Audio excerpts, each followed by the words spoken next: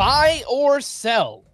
First up, we have Chris Sale, who was filthy at the Nationals. 8 shutout innings with 9 strikeouts to 0 walks. He has exactly 9 strikeouts in all 4 starts since returning. He has a quality start in 3 of those 4 outings as well. Chris, buy or sell that Chris Sale will be a Hall of Famer? This one actually doesn't even feel like a tough call to me.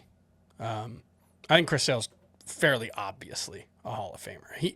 I agree. Maybe he needs to do a little bit of extra work at the end of the career to, get up to 60 WAR, which if he just has a normal Chris Sale season next year, he would get to. But he is one of, if not the all-time leader in strikeout to walk ratio, one of the all-time leaders in strikeout rate. He has a career 3.01 ERA, pitching, a significant portion of his career in Boston. No signs of slowing down.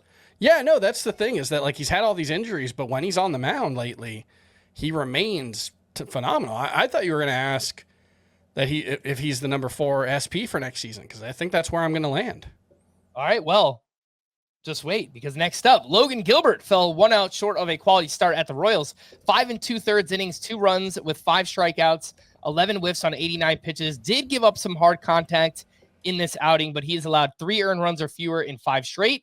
Buy or sell, Logan Gilbert will be drafted ahead of Chris Sale next season. So I think I wrote about this last week or the week before, and part of why I'm leaning towards Sale as my SP4 is I think you can look at Logan Gilbert and Chris Sale and say the talent is pretty close. Logan Gilbert's had a big leap in strikeout rate this season. It hasn't been reflected in his ERA, but his xERA is the best it's ever been. He's remained an elite control pitcher. I think there's a ton to like there. But I know Chris Sale has missed a lot of time with injury. I think Logan Gilbert missing time this season with a flexor strain in his elbow should be a bigger red flag moving forward than Chris Sale's variety of fractured limbs, basically. He broke his wrist, he broke his pinky, he broke a rib on one side, a rib on the other. It's not even like it was the same rib and you could be like, well, it just never healed. It's been like freak injury after freak injury. And he hasn't really I think he had a shoulder injury at the end of 2023. But other than that, Chris Sale has not had a pitching related injury. I guess one of them was a comebacker that broke his pinky. But other than that, he hasn't had a pitching related injury. So if with the skill set fully intact, I think I'm going to take Chris Sale ahead of Logan Gilbert. So I will sell this one.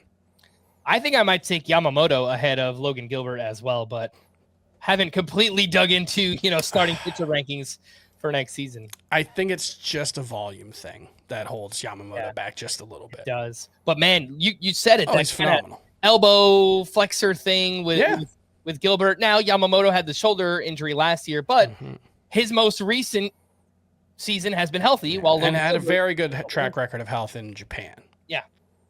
So it's close, but those 3 kind of feel like the next step in pitcher rankings for next season. What about Freddy Peralta? Another great start this time against the Angels. 6 innings of 1-run ball with 10 strikeouts, had 20 whiffs on 94 pitches, and you guessed it, 12 of those came on the fastball because the Angels just cannot hit fastballs. Freddy Peralta has been good regardless of who he's faced. 1 earned run or fewer in 7 of his last 8 starts. He has 8+ strikeouts in 4 straight. Buy or sell, Freddy Peralta will be drafted as a top 12 starting pitcher next season. He shouldn't be. Whether he will be is a separate question, but I would guess not. It feels like there's always been a little bit of fantasy players have kind of always held Freddy Peralta a little bit at arm's length. I drafted a ton of him this season. I was very excited about the bounce back potential. I did not expect him to be this good. I don't expect him to be this good next year either. And this is a guy who has missed a lot of time. He's had a lot of trouble. Even when he's been healthy, this is going to be, if he gets there, the first time he throws 180 innings in a season. Now, he's made 30 starts in 3 straight seasons, so that's a good sign. But he's one of those guys whose whip has often been less helpful than you'd think. He's probably more like a 3.35 to 3.50 ERA pitcher. I think he's really good, but I think coming off of a season like this, he's got a little bit of that Blake Snell, Dylan Cease thing where I think you want to buy him off the dip and sell him at the height of his price.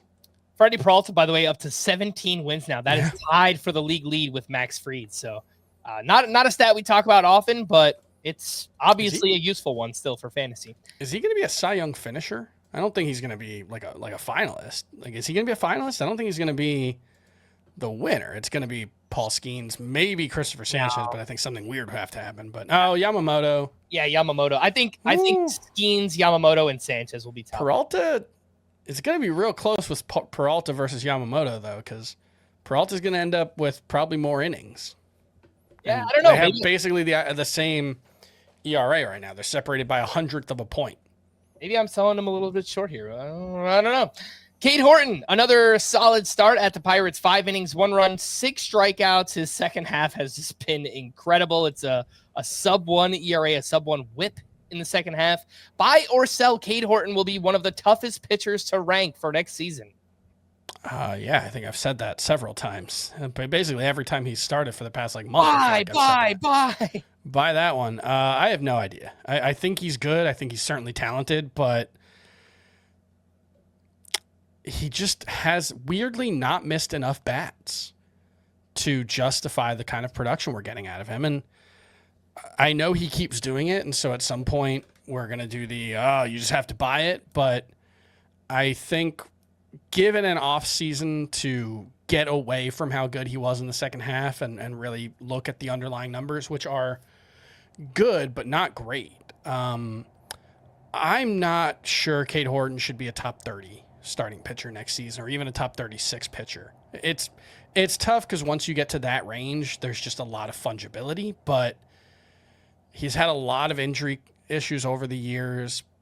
It's one of those situations where fantasy players tend to be very, very scared of injuries unless they happen in the minors. And then it's like, well, it didn't impact me. Yeah. So it doesn't matter to me. I think people inadvertently end up thinking about that a lot, but he only had 34 innings last season or something. There's been a long, I think both to his elbow and shoulder. He's going to end up with by far a career high in innings. It just feels like there are a lot more ways for things to go wrong for Cade Horton in 2026 than for them to go right, especially if you're going to have to pay a top 30 starting pitcher price. All right, next up, Mackenzie Gore pitched well against the Braves, 5 1/3 shutout innings with 5 strikeouts.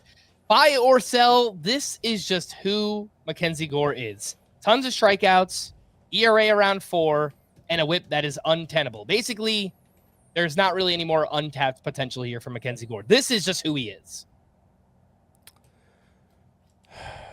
Probably buy. I think, I think the only way is if he gets traded. I think another team might be able to get more out of him. I just don't trust the Nationals to do that. Although, it's funny because the guy I was thinking about comping him to is a guy who got traded last year. That's Jesus Luzardo, who has kind of continued to be the same tantalizing but frustrating pitcher he always was. I wouldn't hate a change of scenery, and it kind of feels like the Nationals just need to do that because he is, I think, in his second arbitration season coming up. Like that's the thing about the Nationals is they nailed that Juan Soto trade. But it's not helping them now. and you look at it and like, well, C.J. Abrams is arbitration eligible, and Mackenzie Gore is about to get really expensive. And even James Wood, I think, is only going to have one more minimum season left. So, like, man, they really need Harlan Santana to get to the majors and start making a difference. But it's a weird spot that they're in, and I do think there's a decent chance Mackenzie Gore gets traded next season. I think 530 innings into his career, this is probably just what he is, unfortunately. Yuri Perez's great start got cut short because of a rain delay, unfortunately, at the Rockies. 5 shutout innings with 6 strikeouts to 0 walks. Previous 7 starts before this one, a 7.84 ERA and a 1.39 whip. Buy or sell, Yuri Perez will still be a top 100 pick next season. He will be in the draft, Simon. I can't say that's true for everyone, but I continue to believe that the talent is immense. Really like seeing the sweeper get good results today and see him have a little more confidence in that, because he's been kind of searching for that third secondary. Like, the slider's great. The changeup is good. The curveball's been really bad this season, and that was the one that he was trying to fix. So maybe, the sweeper can be that answer for him, because the slider and changeup should be good against lefties. He doesn't necessarily need the curveball. So maybe the sweeper can just be kind of a righty killer for him. But yeah, I fully believe that Yuri Perez is going to be an impact pitcher as soon as next season. He's 57% started and gets the Mets next week. What do you think about that? That went very poorly for him last time. It was, I believe, 4 earned runs in 2/3 of an inning last time he faced the Mets. So there's some risk there, but I believe in the talent, so I'm probably just going to start him.